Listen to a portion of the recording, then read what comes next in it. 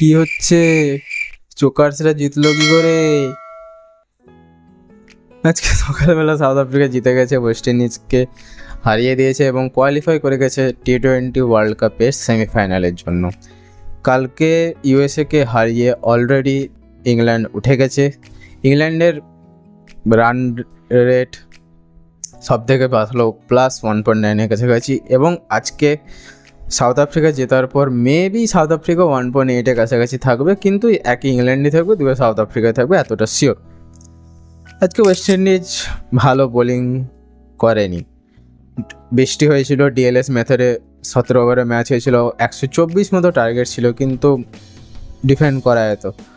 আন্দের রাসেল একটু মার খেয়েছে, 2-4টা ফিল্ডিং বগলিয়েছে। সব থেকে যেটা বড় কথা, আজকে ফিল্ডিং বগলিয়েছে ওয়েস্ট ইন্ডিজ। নিকোলাস পুরান কিপারের থেকে 3-4টা ফিল্ডিং বগলি দিয়েছে। ওরকম করলে হবে না ভাই। লো টার্গেটে you have to be strict on fielding, each and every run important.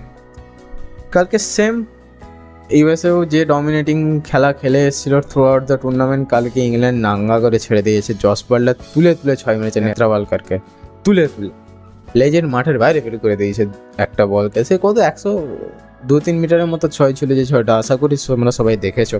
Group বিতে তো হয়ে গেল। গ্রুপ বি এ মোটামুটি একে ইংল্যান্ড, 2 সাউথ আফ্রিকা।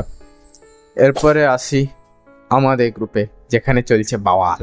আরেকটা চ্যালেঞ্জ আমাদের সামনে তৈরি হয়ে গেছে, যেটা আমরা 19শে নভেম্বরের বদলা নেওয়ার জন্যে কাজে লাগাতে পারি, অবশ্যই কাজে লাগাতে পারি। প্রথমেই বলি, অস্ট্রেলিয়ার ব্যাটিং লাইন আপ নিয়ে আমার কি ভয় আছে। 3টে নাম বলবো: Travis Head, Glenn Maxwell, Matthew Wade. Travis হেডের কে ভয় পাওয়ার কারণে আমি আলাদা করে বলবো না, ম্যাক্সওয়েলকেও ভয় পাওয়ার কারণে আমি আলাদা করে বলবো না। এই দুজন প্লেয়ারের ইন্ডিয়াকে দেখলেই ওদের দাঁড়িয়ে যায়, আমি বুঝি না কেন। কিন্তু আমি ম্যাথু ওয়েডকে নিয়ে অবশ্যই বলবো, কারণ অনেকের মনে হতেই পারে ম্যাথু ওয়েড কেন বললাম।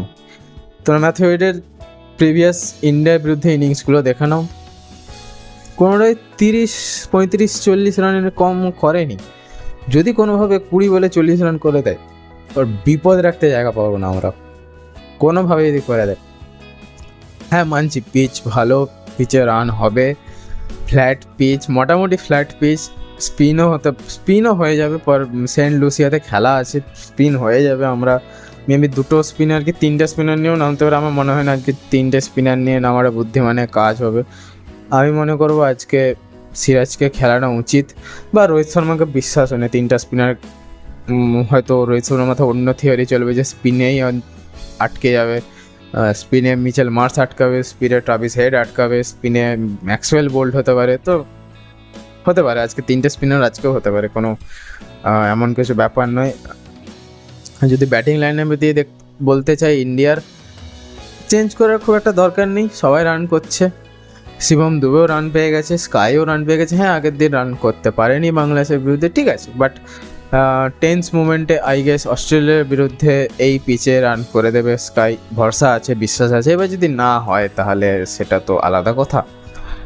শিবম দুবের ওপরেও কিছুটা ভরসা আছে, যে কাজটার জন্য নিয়ে গেছিলো, যে কাজটার জন্য রিঙ্কু সিং বাইরে বসেছে, শিবম দুবে চান্স পেয়েছে। আস্তে আস্তে আমরা ইম্পর্টেন্ট ম্যাচগুলোতে সেগুলো দেখতে পাচ্ছি। যদি আজকে সেরকম বেশি দরকার নেই, যদি 10 বলে 25, 10 বলে 30, 20 বলে 35, 20 বলে 41, এরকমও যদি হয় না, দ্যাটস ফ্রিকিং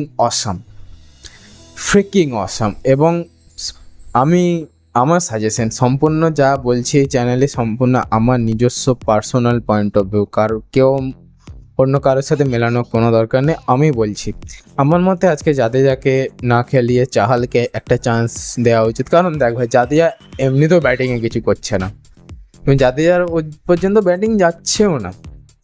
লাস্টে চাহাল থাকবে, কুলদীপ যাদব তো এমনিতে ব্যাট করতেই পারে, কোনো অসুবিধাই নেই। হার্দিক পান্ডিয়ার পরে কুলদীপ যাদব নামলো, হর্ষদীপ নামলো, বুমরা নামলো, চাহাল নামলো। হ্যাঁ, হয়তো বলতে পারো আমরা 8টার জায়গায় 7টা ব্যাটার হয়ে যাচ্ছে। আমাদের যদি বড় রান হয়ে যায় তাহলে চেস করতে প্রবলেম হয়ে যায়। But we have Virat Kohli, we have Rohit Sharma, we have sky, we have Rishabh punt, man he is in prime. এবং রোহিত শর্মাকে ফুল খুললাম ছুট দিয়ে দিয়েছে, যা খুশি কর মাঠে গিয়ে, খালি রান করে আয়।